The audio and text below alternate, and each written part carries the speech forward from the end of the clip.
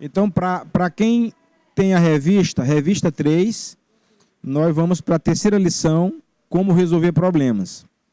Só para relembrar, a primeira lição foi sobre as obras da carne, a segunda sobre o fruto do Espírito, e hoje nós vamos discorrer sobre como resolver problemas de acordo com o que a revista nos sugere. E, de antemão, antes de lermos o texto básico, se eu perguntasse aqui para a classe quem não tem nenhum problema para resolver, e pelo menos alguém levantasse a mão, essa pessoa já teria um grande problema a ser resolvido, que seria o problema da mentira, né? Porque não há ninguém na face da terra que não tenha problema ou problemas a serem resolvidos. Porque os problemas a serem resolvidos, eles são os mais variados. Às vezes você tem problema financeiro, problema de relacionamento, problema de ordem moral mesmo, problema de ordem espiritual. Ou seja, os problemas eles são os mais variados. Se você não tem um problema espiritual específico a resolver, mas talvez você tenha um problema emocional a ser resolvido. Ou talvez você tenha um problema na área financeira a ser resolvido, um problema de relacionamento, mas seja como for, todos nós temos problemas para resolver. E o que a revista vai nos propor no decorrer do que nós vamos compartilhar é como resolver esses problemas. De que forma nós temos que nos comportar frente aos problemas que são colocados à nossa frente. E esses problemas nos quais nos deparamos, muitos deles são problemas criados por nós mesmos, outros não. Porque às vezes surgem problemas que vêm como provação. E se vem como provação, nós temos que passar por essas provações e entendemos que as provações são métodos pedagógicos de Deus para que nós possamos crescer em sabedoria na sua presença, na caminhada com Deus. Mas muitos desses problemas, eles são resultados de nossas escolhas. Para toda ação, há uma reação. E muitos problemas vêm por escolhas erradas que nós fazemos ao longo da caminhada. Então, podem vir problemas de ordem financeira, de ordem emocional ou mesmo espiritual, de acordo com as nossas escolhas ou com o nosso comportamento na caminhada com Deus. Eu queria que os irmãos abrissem a Bíblia em Provérbios, está mais ou menos no meio da Bíblia, depois de Salmos, e nós vamos ler o texto básico colocado pela revista, que está em Provérbios 1, versículos de 1 a 7. Está mais ou menos no meio da Bíblia, logo depois de Salmos. Provérbios, esse livro foi escrito por Salomão, né? E eu acho que o texto tem tudo a ver com o tema como resolver problemas, né? Conseguiram achar? Provérbios, capítulo 1, versículos de 1 a 7. Então eu vou ler aqui, os irmãos leem aí atentamente, para depois nós discorrermos sobre aquilo que nós vamos ler.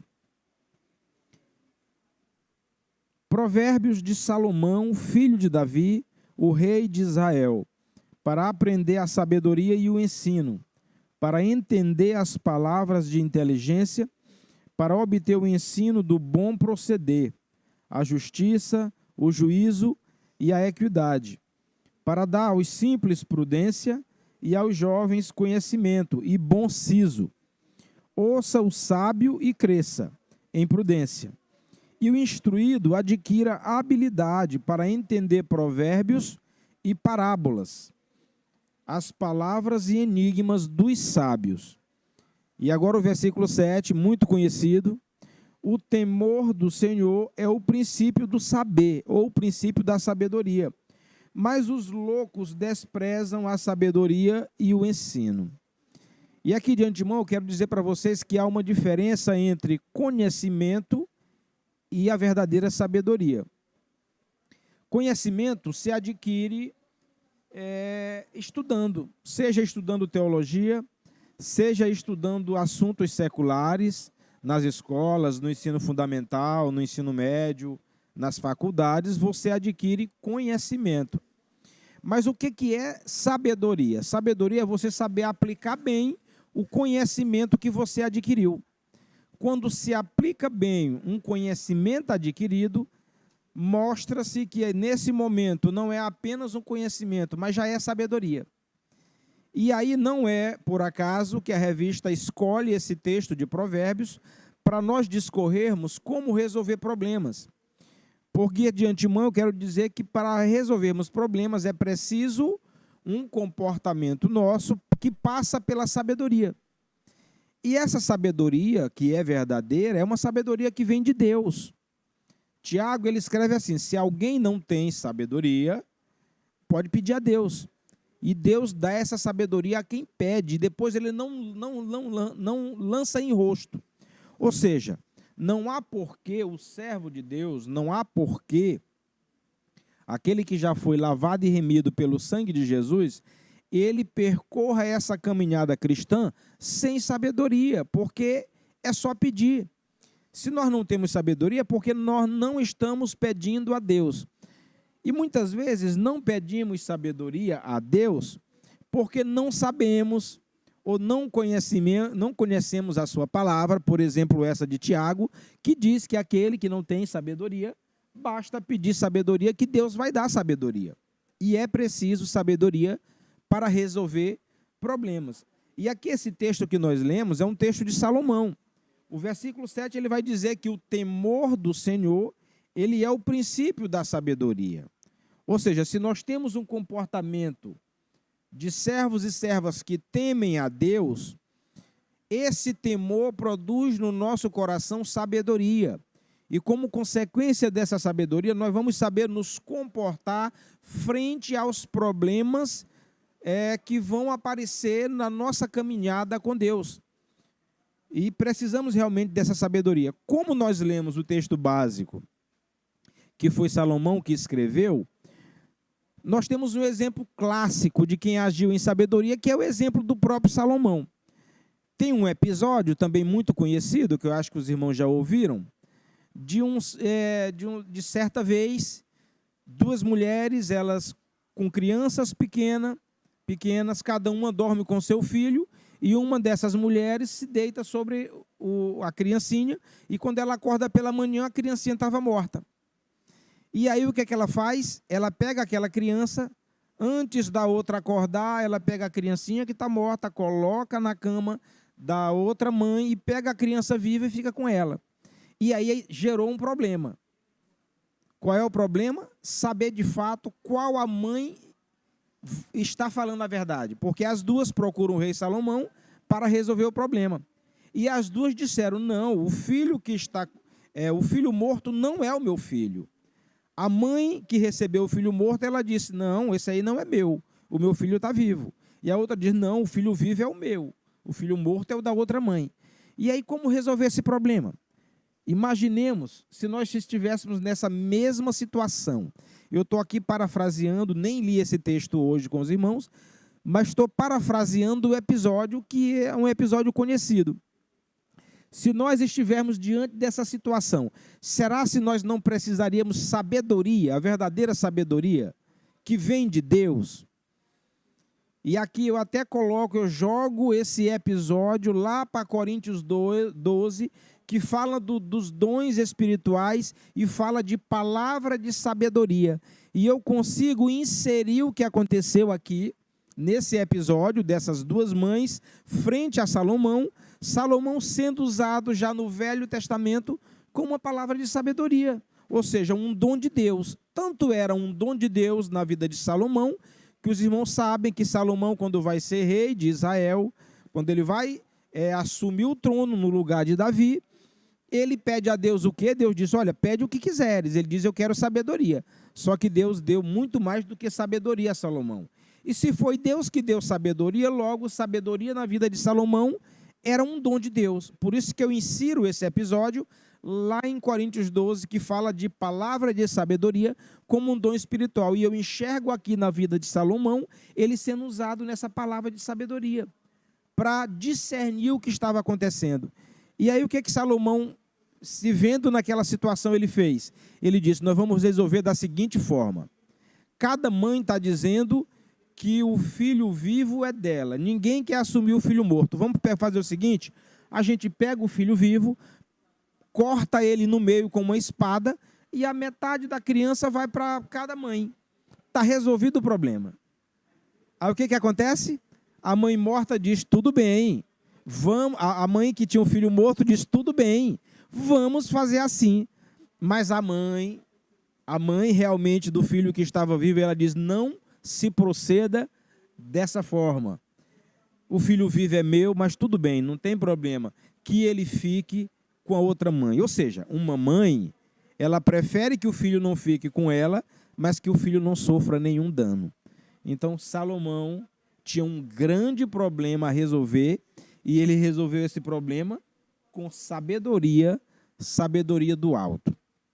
E aqui, antes de entrarmos propriamente na revista, eu gostaria de dizer que esses problemas que nos aparecem ao longo da caminhada, e que eu falei no início, que se alguém disser que não tem problema, já tem um grande problema a resolver, que é o problema da mentira ou de enganar a si próprio. Então, todos têm problema. Nós temos que resolver esses problemas com sabedoria, e sabedoria que vem de Deus. Então, quando surgiu um problema, nós temos que colocar na presença de Deus e pedir, meu Deus, de que forma eu tenho que me comportar para resolver esse problema que é colocado à minha frente? A primeira coisa é confiar em Deus. Eu diria que um dos grandes problemas a ser resolvido é a falta de confiança em Deus. Um dos grandes problemas que nós temos que resolver na nossa caminhada é a incredulidade. A palavra de Deus diz que não há nada impossível para Deus. Se não há nada impossível, não há nenhum problema que seja maior do que a capacidade de Deus de resolver, ou não há nenhum problema que seja maior do que a capacitação que nós recebemos de Deus frente a esses problemas. Agora, como muitas vezes nós agimos em incredulidade, o problema ele assume uma conotação muito maior do que de fato ele é. O problema se agiganta na nossa presença e parece que nós temos um Deus pequeno e um problema gigante. E quando na nossa frente aparece um Deus pequeno e um problema gigante, já há um problema a ser resolvido, que é o problema do relacionamento com Deus. Aqui eu quero só dar um exemplo que eu ouvi certa vez o Hernandes Dias Lopes contando. Ele dizendo que o filho, conversando com o pai, ele disse, pai, qual o tamanho de Deus? E aí aquele pai disse, filho, Deus, ele pode ser muito grande ou muito pequeno.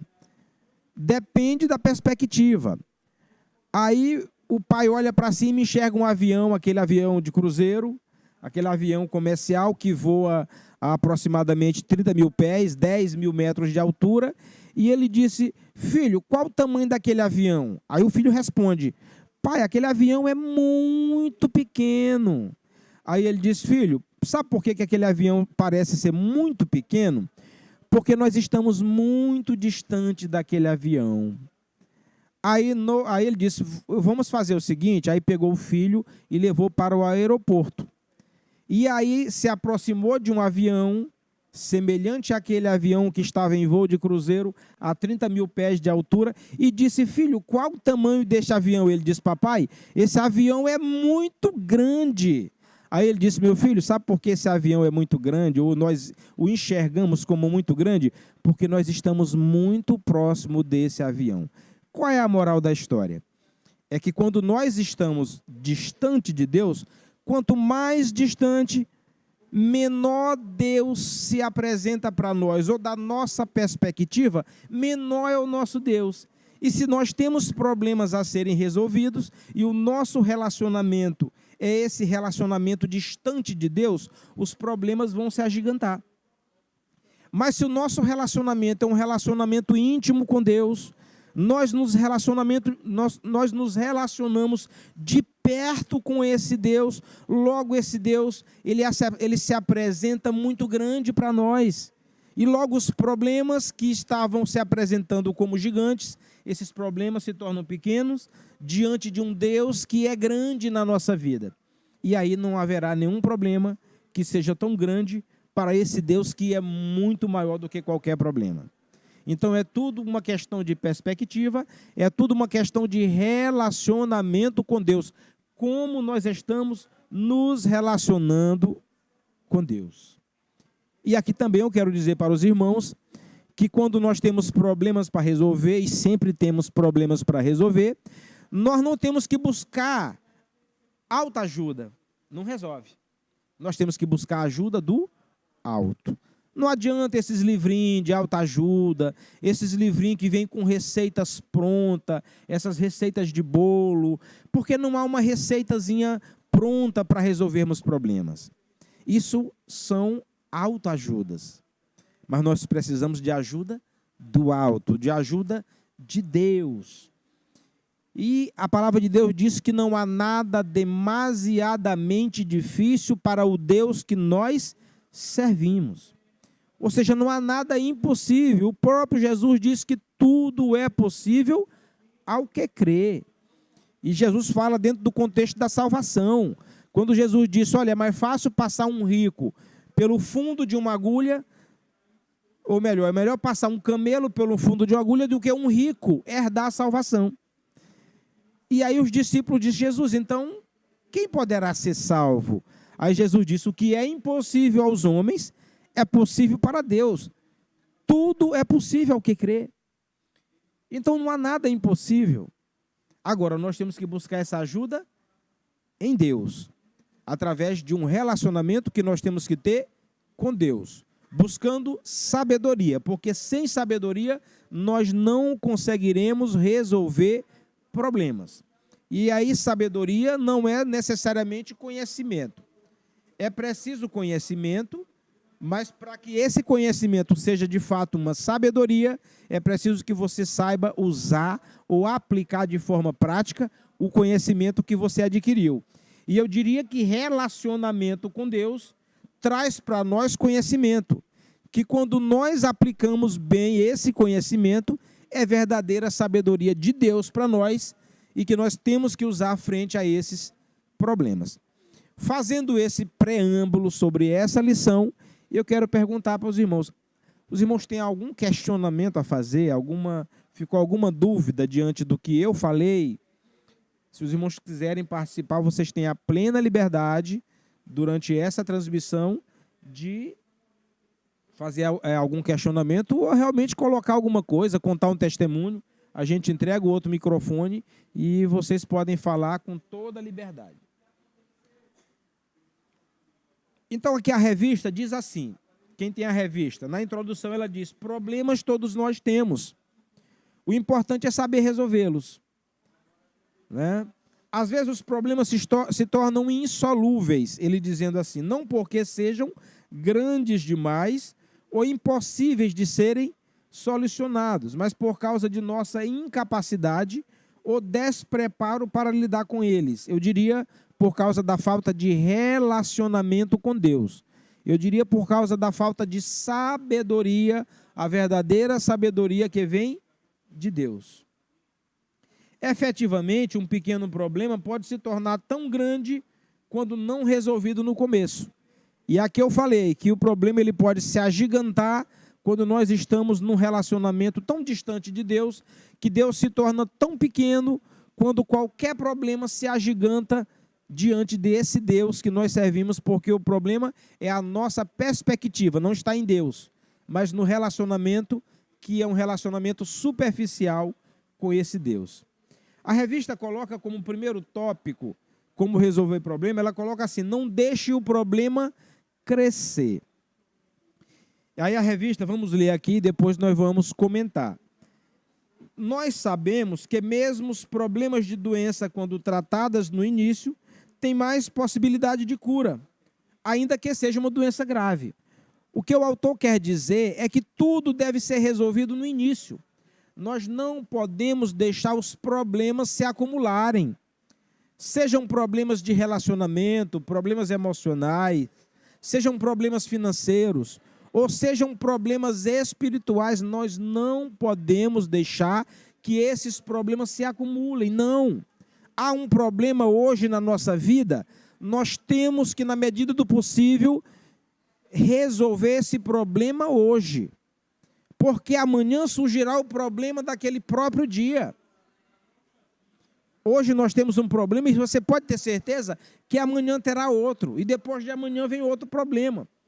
Então, se eu sei que lá no futuro eu terei outros problemas para resolver, por que deixar o problema de hoje para se somar com o problema de amanhã? O problema de hoje eu resolvo hoje. Como? Com sabedoria de Deus, tendo um comportamento correto frente a esses problemas. O autor coloca assim: é sábio o conselho do salmista, consultai no travesseiro o vosso coração, mas olha a parte final, e sossegai. O fato de eu dizer que hoje eu tenho problema, que amanhã também teremos problemas, não deve ser motivo para nós que temos relacionamento íntimo com Deus, não é motivo de desespero, não é motivo de acrescentar estresse ou ansiedade, ou de entrarmos em depressão, não. Se nós temos relacionamento com Deus, nós não podemos ter o excesso do ontem na nossa vida, e isso se chama depressão. Se nós temos um relacionamento íntimo com Deus, nós não podemos ter um excesso do hoje na nossa vida, e isso se chama estresse. Se nós temos um relacionamento íntimo com Deus, nós não podemos ter um excesso do amanhã, e isso se chama ansiedade. Então, cada coisa no seu lugar. Então, cada problema tem que ser resolvido a seu próprio tempo.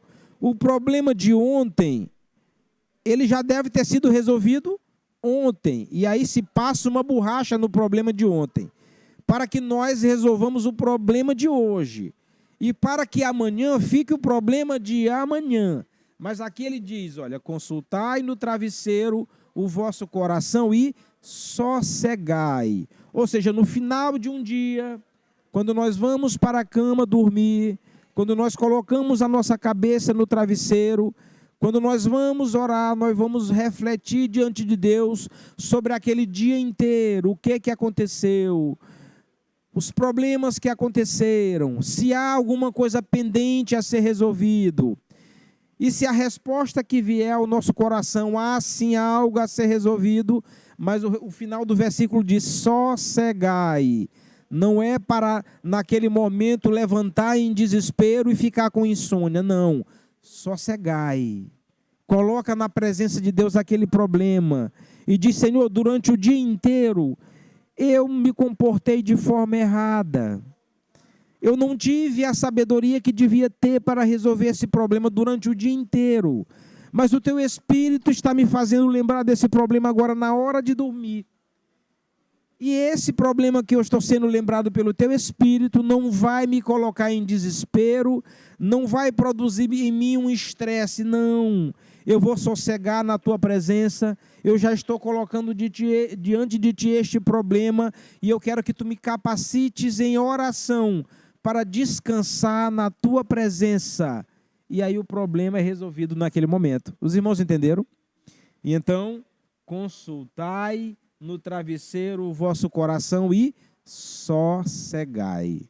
Descansemos no Senhor.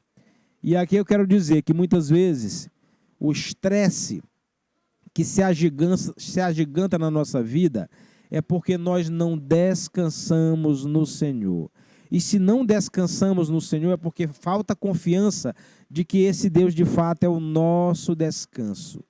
Então, em outras palavras, quando não descansamos no Senhor, o problema se chama incredulidade. Está faltando mais fé de que esse Deus, ele que é grande, não é o problema. O nosso Deus é que é gigante, o problema é pequeno. E nós temos que receber de Deus essa capacitação para resolvê-los. Na sequência, ele diz assim, lá no Efésios 4:26, não se ponha o sol sobre a vossa ira.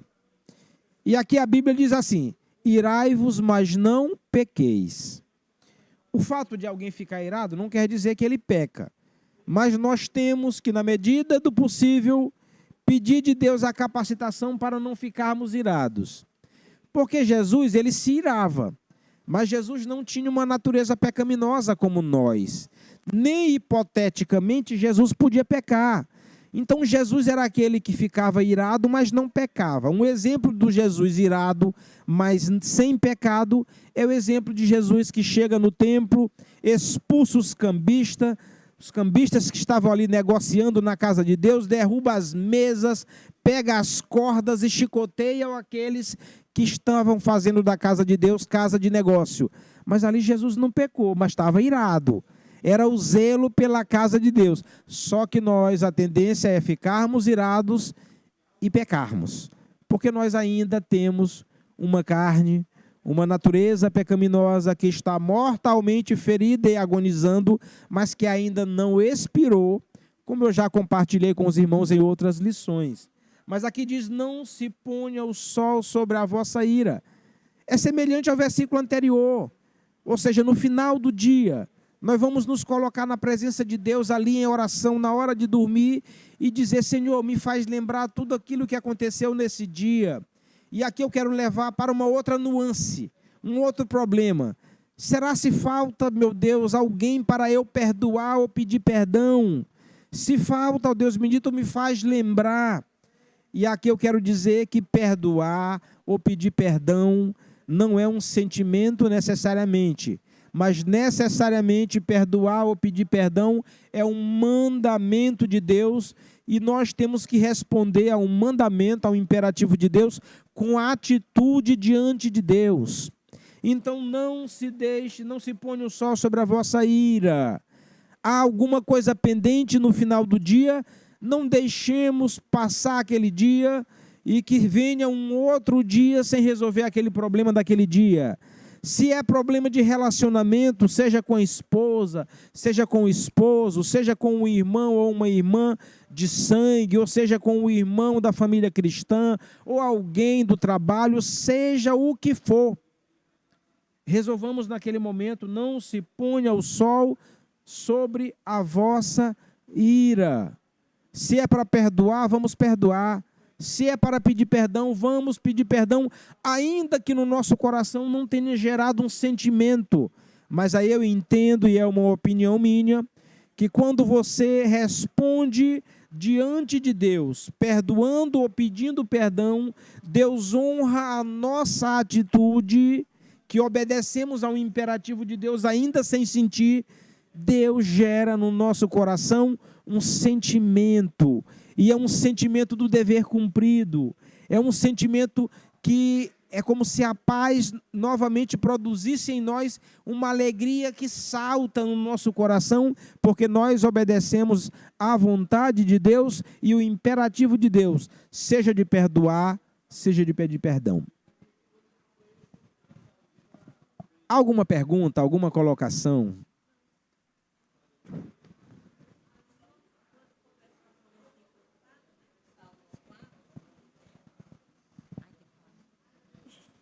Só que quando começa o versículo do Salmo 4, versos 4, né? Que diz assim, irai-vos e não pequeis, consultai o travesseiro, o coração e sossegai. Aí nós temos aquelas situações, assim como o Senhor citou, como Jesus irou, né? E por ele não ter pecado, ter controle sobre, né? Sobre a sua reação, né? Então, naquele momento, ele conseguiu não pecar. E foi uma ira com relação à proteção, uma ira com relação aos bens, aquilo que veio de Deus, que estava sendo manipulado e usado da pior forma possível pelo ser humano. Mas nós, seres humanos, como nós somos, a essência do pecado e o mundo em si, nos proporciona situações em que a gente tem que ter o autocontrole, para não pecarmos, para não reagirmos da pior forma possível, né? E aí é que está a situação de ter o controle. Ele diz assim, sossegai o coração. Quanto é difícil a gente ter esse autocontrole.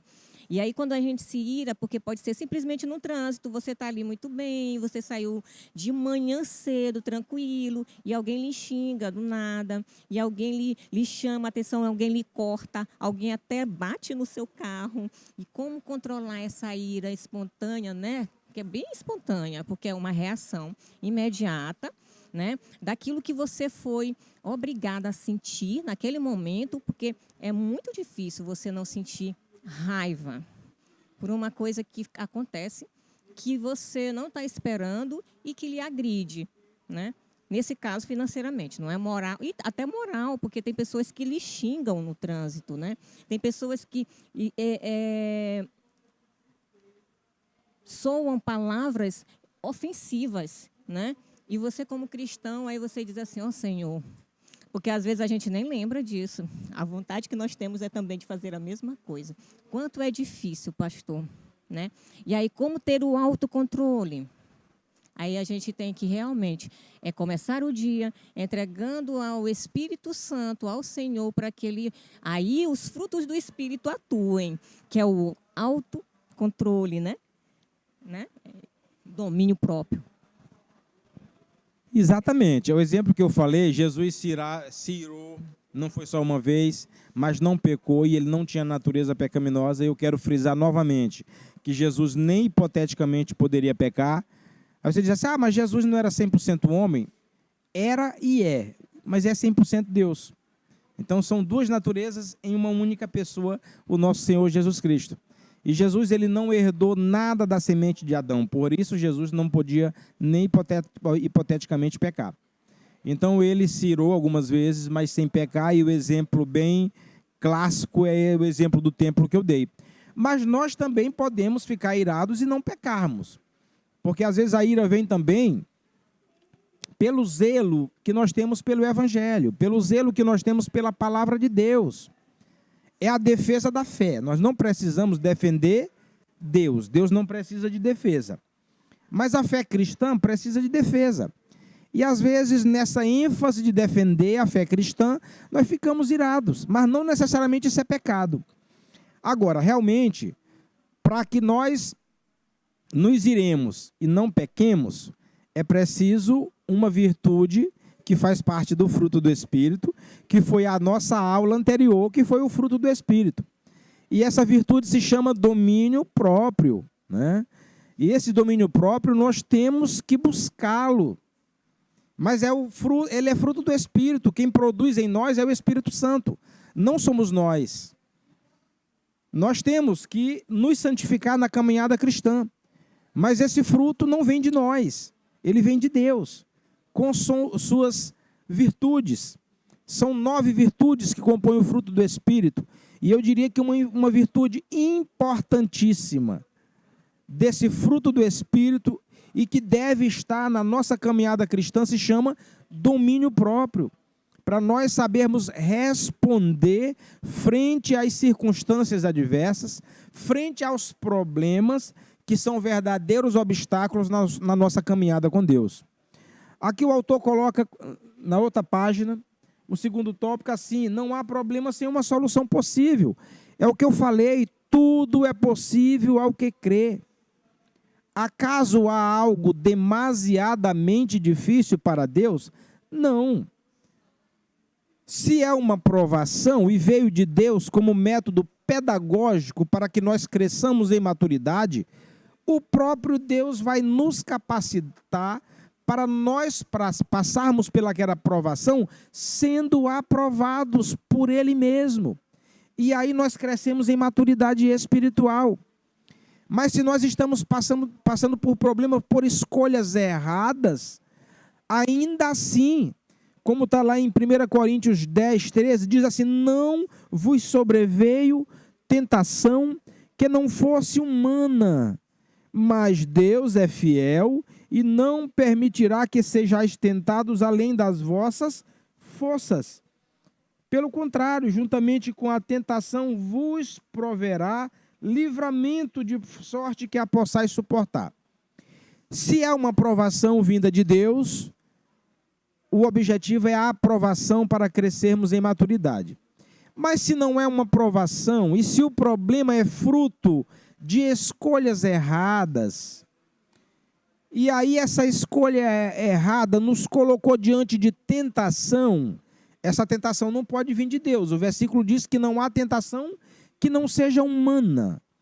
Então a tentação, na verdade, é fruto da nossa concupiscência, quando nós somos engodados, enganados por esse desejo que vem do coração, de onde procede toda a maldade. Mas ainda que nós tenhamos escolhas erradas, comportamentos errados diante de Deus, e aí nós nos deparamos diante de uma tentação que é sim humana, o que Satanás pode fazer é se aproveitar diante daquela circunstância e nos sugestionar a ceder à tentação. Nós temos que entender que não há tentação que seja maior do que a capacidade de vencê-la. E essa capacitação, essa habilidade para vencermos todas as tentações que não vêm de Deus, que são humanas, essa capacitação vem do Espírito Santo que habita os nossos corações. Então não há nenhum problema que nós possamos deixar de resolver, nem mesmo os problemas que são estritamente espirituais. Nós podemos passar por todas as tentações sem cedermos às tentações, porque Deus, juntamente com aquela tentação que nós estamos enfrentando, Ele nos proporciona o livramento. Há um episódio lá quando Caim matou Abel. Lá naquele episódio, Deus diz para Caim: olha, o pecado jaz à porta, mas cumpre a ti dominá-lo. Deus não estava dizendo: olha, Caim, há uma força de foro íntimo que é tua, e que você, com essa força que é tua, você é forte, é um valente, você agora vai subjugar e vai controlar, e aí por isso você não vai pecar. Não era isso que Deus estava querendo dizer. Deus estava querendo dizer: olha, o pecado jaz à porta, cumpre a ti dominá-lo, ou seja, cumpre a ti se colocar na presença de Deus, para que a virtude que faz parte do fruto do Espírito, que é o domínio próprio, se manifeste na tua vida, Caim. E com domínio próprio você não vai derramar sangue inocente. Novamente eu estou parafraseando, porque não é assim, ipsilíteres, que nós vamos encontrar na Bíblia Sagrada. Mas só parafraseando. Então, o pecado jaz à porta. A tentação jaz à porta. O problema jaz à porta. Mas cumpre a nós dominá-lo, vencê-lo, não com alta ajuda, não com a nossa própria força, não com a nossa própria força desse próprio braço, não, mas com a ajuda que vem do alto. Nós vencemos os problemas, nós vencemos os pecados, não porque somos fortes, mas a despeito das nossas fraquezas. Aí Paulo diz assim: porque o poder de Deus se aperfeiçoa nas nossas fraquezas.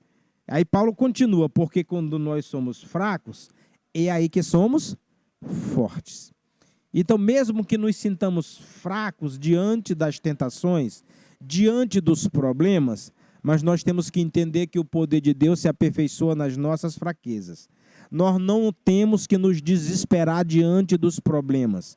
Não há problema que seja maior do que a capacidade de Deus na nossa vida, que vem como sabedoria para nos comportarmos de forma correta frente a esses problemas. E aí o terceiro tópico, o autor diz assim: mantenha a calma, ou seja, não é para ficarmos desesperados. Novamente repetindo para vocês, o que é a depressão? É o excesso de ontem. E se é o excesso de ontem, talvez pendências do ontem. Problemas que a cada dia deveriam ser resolvidos e que não foram resolvidos e ficam pendentes para o outro dia. E qual era a nossa atitude diante do que já passou? É passar uma borracha. Ainda que tenha ficado alguma coisa pendente no ontem, Senhor, passa uma borracha nisso. Ou seja, não deixe que eu entre em depressão. Não deixe que no meu coração, que o meu coração seja preenchido pelo excesso do ontem, dos problemas do ontem. E no dia do hoje nós temos que pedir a Deus: Deus, faça com que eu mantenha a calma. Não deixe que o excesso dos problemas de hoje se agigantem no meu coração a ponto de me levar a um estresse continuado. Não deixe, ó Deus bendito, que no meu coração ou no meu corpo seja produzido tantas catecolaminas, adrenalina e outras substâncias que causam mal ao meu físico, que me adoecem. E o estresse é o excesso de hoje. E se em nós está havendo um estresse, um excesso de hoje, é o que eu falei, não estamos mantendo a calma. Se não mantemos a calma, talvez esteja faltando relacionamento com Deus. Está faltando o quê? Credulidade. Está faltando confiança em Deus. Entender que Jesus Cristo é o nosso descanso. E que nós temos que lançar na cruz do Calvário todos os nossos problemas. Todas as nossas pendências.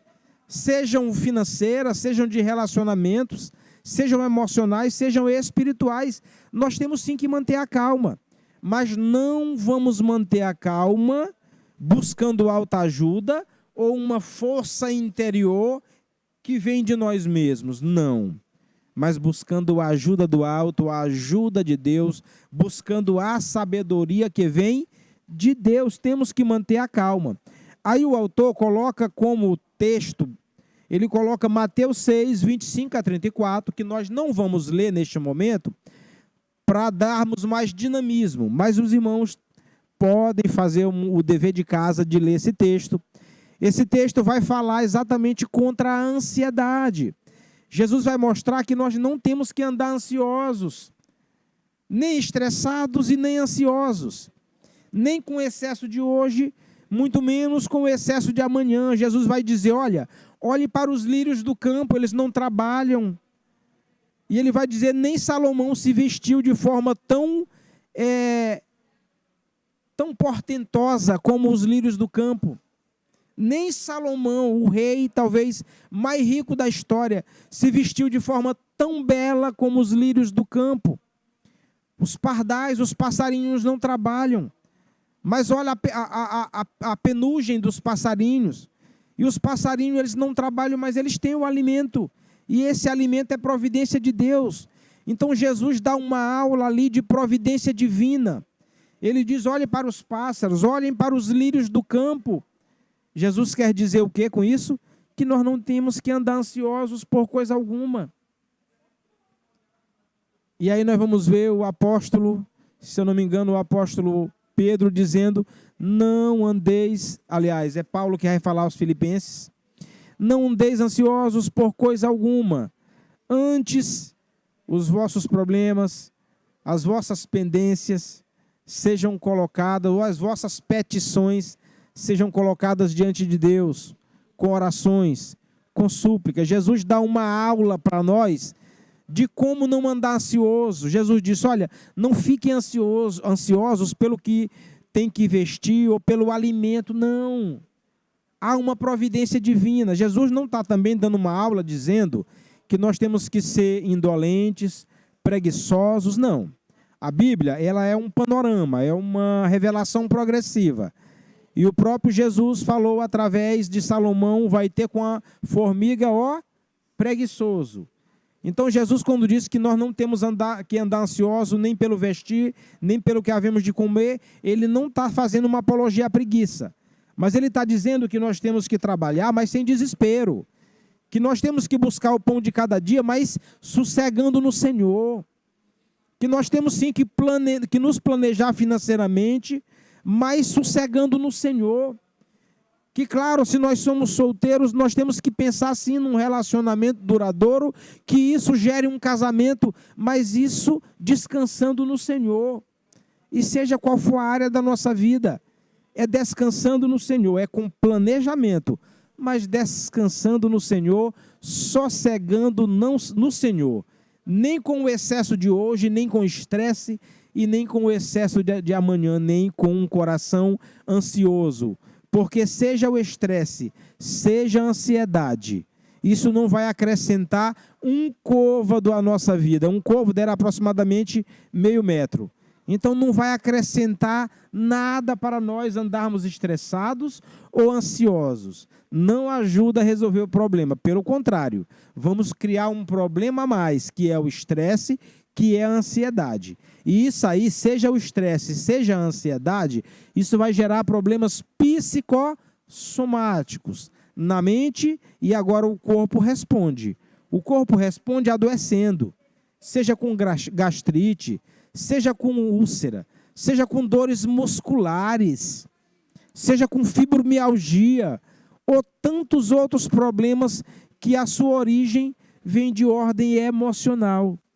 Então descansemos no Senhor. Amém? Alguém quer fazer alguma colocação? Alguém quer discordar? Alguém quer concordar com o testemunho? Fique à vontade. Se não há nenhum questionamento, nós vamos prosseguir. No tópico 4, o autor diz assim: considere os fatos de forma imparcial e judicialmente. Procure não colocar seus sentimentos na solução do problema. E aqui eu queria ficar nessa frase. Procure não colocar seus sentimentos na solução do problema. Queridos, você sabe por que muitas vezes os problemas se agigantam e nós não resolvemos? Porque nós queremos resolver problemas agindo pela emoção. E no calor das emoções, nós metemos os pés pelas mãos. E ao invés de resolver, nós vamos criar mais problemas ainda. E quem aqui não poderia contar um testemunho pessoal de já ter agido no calor das emoções? Eu mesmo, muitas vezes, já agi no calor das emoções e agi errado. E aí a intenção era boa, era resolver problemas, mas porque eu agi no calor das emoções, eu agi pelo sentimento, eu não agi com a razão, agi com o coração, e aí o problema foi se agigantar. E quando eu saí do calor das emoções, eu disse: meu Deus, eu aumentei o problema. Eu não resolvi, eu aumentei o problema. Os irmãos estão entendendo? O problema tem que ser resolvido de forma racional. Aí você diz assim: para aí, mas às vezes um problema tão grande, de forma espiritual, eu vou resolver de forma racional, não é de forma espiritual. Aí eu quero dizer para vocês que mesmo a razão, ela tem elementos racionais. O próprio culto nosso, ele é racional. Então nós temos que agir de forma racional frente aos problemas. Sejam problemas de ordem financeira, emocional, de forma física, sejam problemas espirituais, nós temos que agir de forma racional. Agora, é claro que há problemas que nós agimos de forma racional até a página 20. Porque quando nós passamos pela página 21, a razão não pode continuar aí, porque os elementos racionais, eles vão até um certo ponto. A partir daí, nós temos que agir no sobrenatural de Deus. Mas mesmo esse sobrenatural de Deus vem para a nossa vida um comportamento de sabedoria que vem de Deus para nós, para nos comportarmos de forma correta na presença de Deus. Então, os problemas têm que ser resolvidos não pela emoção, não pelo sentimento, mas de forma racional. Vamos lembrar do primeiro exemplo de Salomão, quando ele vê o problema daquelas duas mulheres, ele não agiu pelo sentimento, ele agiu de forma racional, pela razão. E veio sabedoria ao coração de Salomão para resolver um problema que aquelas pessoas que estavam ali naquele momento julgavam um problema que não era solucionável. Os que olhavam ali: para aí, como é que nós vamos resolver? Ninguém viu quem deitou sobre a criança. Ninguém viu quem matou seu próprio filho. Então esse problema não vai dar para resolver. E agora, como resolver? Salomão poderia ficar choroso, triste ali diante de Deus. E agora, como resolver esse problema? Mas ali, um Salomão sábio, ele age de forma racional, com essa sabedoria de Deus, e ele resolve aquele problema da forma que nós já falamos lá no início dessa lição. Então, nós temos que considerar os fatos de forma imparcial. Não devemos colocar os nossos sentimentos ou as nossas emoções na frente para resolvermos problemas, mas sim pedirmos a Deus sabedoria. Amém? O quinto tópico diz assim: procure um conselheiro. E aqui eu quero dizer para os irmãos: Todos os problemas nós podemos resolver com a sabedoria de Deus. Mas há problemas que nós temos que compartilhar com outras pessoas. Há problemas que nós temos que compartilhar com os nossos líderes. Há problemas que nós temos que compartilhar com o nosso pastor. Aquele problema muitas vezes está causando um estresse violento, uma ansiedade no nosso coração, e nós já estamos a ponto de sucumbir frente àqueles problemas. Então talvez seja o momento de nós compartilharmos aquele problema. Talvez seja o momento de procurarmos um conselheiro, mas alguém que esteja à altura, com maturidade espiritual, para nos ajudar. E aqui o autor da revista, ele coloca um versículo que está em Provérbios 24:6, que diz assim: na multidão de conselheiros está a vitória. Quem deve ser os nossos conselheiros aqui na terra? Os nossos líderes espirituais, os nossos pastores, ou também irmãos na igreja que nós sabemos que tem maturidade espiritual para nos ajudar. Agora, se há um problema que nós temos para resolver, e nós vamos buscar alguém para nos ajudar, não adianta procurar alguém que está passando pelo mesmo problema. Porque essa pessoa que está passando pelo mesmo problema, ela também está precisando de ajuda. De preferência, procurar alguém com maturidade espiritual, inclusive porque já passou pelo mesmo problema e já venceu aquele mesmo problema no qual nós ainda estamos a percorrer e a vencer. Os irmãos estão entendendo? Então, quem é a pessoa mais apta a nos ajudar? Uma pessoa com maturidade espiritual e, de preferência, uma pessoa que já passou por aquele mesmo problema que nós passamos. E que Deus usou aquele problema na vida daquele que nós estamos procurando para ser o nosso conselheiro. Deus usou aquele problema de forma pedagógica para ensinar aquele. E aquele que nós estamos procurando como nosso conselheiro, ele foi ensinado, ou seja, por Deus. Aquele problema foi pedagógico e agora ele está apto para ser o meu conselheiro, para ser o nosso conselheiro frente àquele problema que nós estamos buscando ajuda.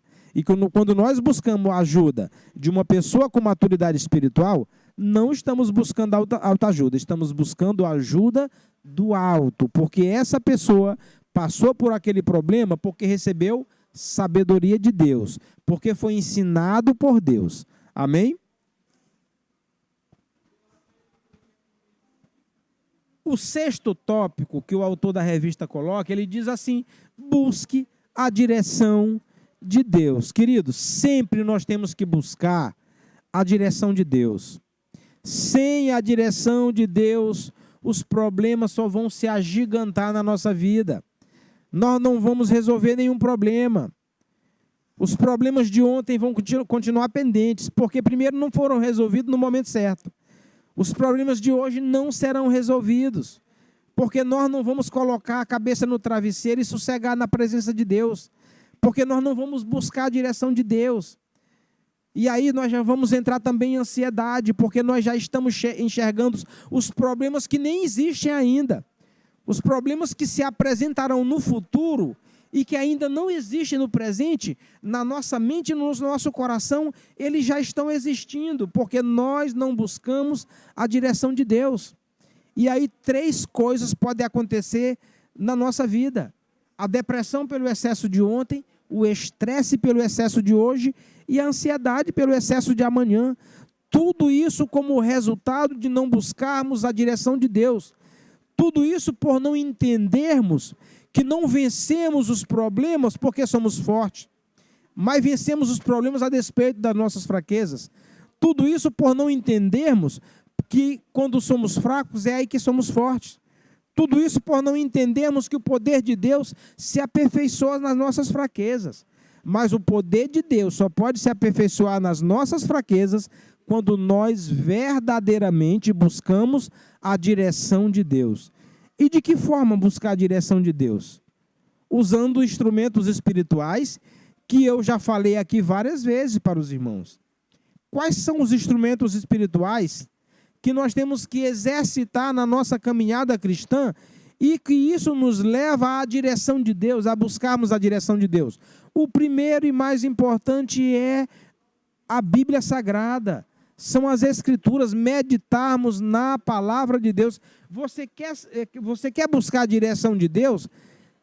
Uma forma tão eficaz de buscar a direção de Deus como meditar na sua palavra, só a oração, que está em pé de igualdade com a palavra de Deus. Então, quando você medita na palavra de Deus, você permite que o Espírito Santo fale com você através de uma palavra já revelada.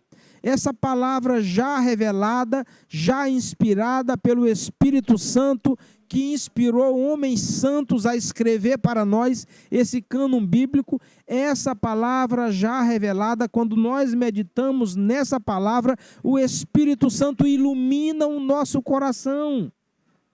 E aí nós estamos aí buscando a direção de Deus, porque nós estamos aí deixando que Deus fale conosco através da sua palavra.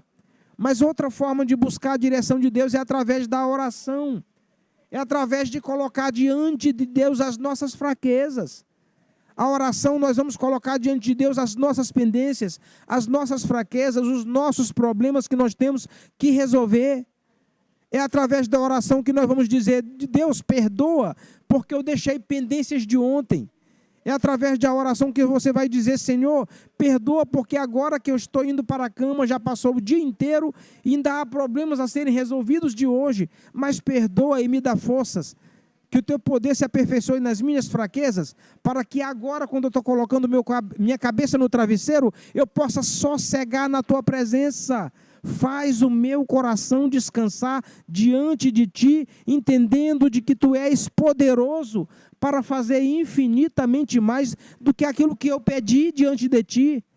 Então, através da oração, você vai buscar a direção de Deus, através da oração você vai sossegar, descansar no Senhor. Mas você também tem que exercitar outros instrumentos espirituais, que é a adoração. Queridos, quando um problema parece tão gigante na nossa vida, e que você diz: meu Deus, eu não sei o que fazer. Lembra de Josafá? Quando pelo menos o exército de 3 reis vem contra Josafá, e que alguém diz: olha Josafá, o exército dos moabitas, dos amonitas, dos siquenitas, eles vêm contra ti, os exércitos de Esaú vêm contra ti. E aí Josafá olha para aquela situação, ele vê um exército numeroso de 3 reis, e ele olha para o próprio exército, ele diz: meu Deus, eu não sei nem o que fazer, mas os meus olhos estão postos no Senhor. Josafá estava dizendo: meu Deus, eu não sei mais o que fazer. E quantas vezes diante dos problemas nós estamos dizendo a mesma coisa de Josafá: meu Deus, eu não sei mais o que fazer. Mas aí o que Josafá fez? O que nós temos que fazer quando não sabemos o que fazer? Nós temos que adorar a Deus. Josafá, ele disse ali para todos os seus, ali de Jerusalém, ali do reino de Judá, ele diz: vamos apregoar um jejum com oração, ninguém vai comer aqui até que Deus nos direcione. Qual é a forma que nós temos que resolver? Aquilo que para nós é impossível, mas é possível para Deus. Nós vamos jejuar. E qual foi a resposta de Deus para Josafá? Que eles tinham que resolver através da adoração. Deus disse para Josafá: Josafá, dispõe o exército da seguinte forma: todo o exército vai ser perfilado na direção do exército dos 3 reis inimigos. Mas Josafá, tu sabe o que tu vai colocar na frente do exército? Os levitas, os cantores. Queridos, é uma coisa assim tão grandiosa. Imagine que loucura. Por isso que a Bíblia diz que nós somos salvos pela loucura do evangelho, da pregação. Imagine Deus dizendo para Josafá: olha, realmente, os reis dos moabitas, dos amonitas, daqueles que são descendentes de Esaú, eles são numerosos, mas coloca os cantores na frente do exército. Coloca aqueles que tocam tambores, aqueles que estão com a flauta, com os adufes. com aqueles que têm a voz afinada, que são levitas, e bota esse povo para estar na frente do exército. E eles vão marchando na frente do exército, e à medida que eles forem louvando, cantando e adorando a Deus, Deus vai dando a vitória. E queridos, não foi preciso o exército de Judá lutar contra aquele exército de 3 reis, porque aquele exército ele lutou contra si próprio. Deus causou uma confusão no meio daquele exército, que quando Josafá chegou ali na montanha, ali, e ele olhou para o vale, ele só enxergou milhares e milhares de soldados, de homens mortos, que morreram entre si. Não havia mais uma luta para Josafá, não. Agora o que havia para Josafá era simplesmente se apossar dos despojos de uma guerra que não foi ele que venceu, foi o próprio Deus. Então, quando nós não sabemos o que fazer, o que temos que fazer? Nos colocar na presença de Deus em jejum, em oração, buscando a direção de Deus. E aí eu digo para vocês, quando Deus nos direciona, sigamos a direção de Deus, ainda que pareça loucura, ainda que pareça que não seja lógico, segundo a nossa própria lógica. Mas se foi Deus que direcionou, siga cada passo na direção de Deus, porque pode ser loucura, mas exatamente na loucura da pregação, foi por essa loucura da pregação, pela loucura do evangelho, que cada um de nós estamos aqui nessa manhã aprendendo de Deus. Deus escolheu as coisas loucas deste mundo para confundir as sábias. Quando não sabemos o que fazer, buscamos a direção de Deus. Quando há problemas gigantes na nossa vida que nós não sabemos como resolver, busquemos a direção de Deus. Entrega o teu caminho ao Senhor, confia nele, e o mais ele fará. Não há nenhum problema, não há nada demasiadamente difícil para Deus. Deus é poderoso para fazer infinitamente mais, além daquilo que pedimos, além daquilo que pensamos. E é pelo poder de Deus que opera em nós. Se você se acha fraco, bem-vindo à vitória, porque é na fraqueza que o poder de Deus se aperfeiçoa. Sabe por quê que é no poder de Deus, que é na fraqueza que o poder de Deus se aperfeiçoa? Porque Deus não gosta do arrogante. Porque Deus não gosta daquele que age com soberba, com prepotência. Querido, nós somos fortes porque é o Espírito Santo que habita os nossos corações. Por isso que, apesar das fraquezas, nós vencemos. Porque, de fato, Jesus Cristo, ele já venceu a guerra. Ele venceu por nós na cruz do Calvário. E até a morte já foi vencida por Jesus. Chegará um dia que o nosso Cordeiro que venceu a morte, lá no terceiro dia, ele vai dizer: onde está, ó morte, a tua vitória? Onde está, ó morte, o teu aguilhão? Jesus ressuscitou. E um dia, queridos, nós estaremos ao lado de Jesus, no novo céu e numa nova terra, na nova Jerusalém, e ali não haverá mais problemas para serem resolvidos, nem problema de ordem financeira, nem problema de ordem emocional. Ali a palavra de Deus diz que Deus, Jesus Cristo, enxugará dos nossos olhos toda lágrima. Deus tirará de nós toda dor, não haverá mais clamor. Ali não haverá nem templo físico, porque estaremos com o nosso próprio Deus, com o nosso próprio Jesus. Mas, antes disso, temos problemas para resolver, e esses problemas nós deveremos resolver a cada dia, no poder de Deus, na direção do nosso Deus. Amém? Era isso que nós tínhamos para compartilhar nessa manhã, com esse título: Como Resolver Problemas. Amém, queridos? Que Deus nos abençoe. E nesse momento nós encerramos essa transmissão, mas aí nós continuamos com liberdade para conversarmos agora ainda sobre esse tema, se assim os irmãos quiserem. Amém? Que Deus nos abençoe.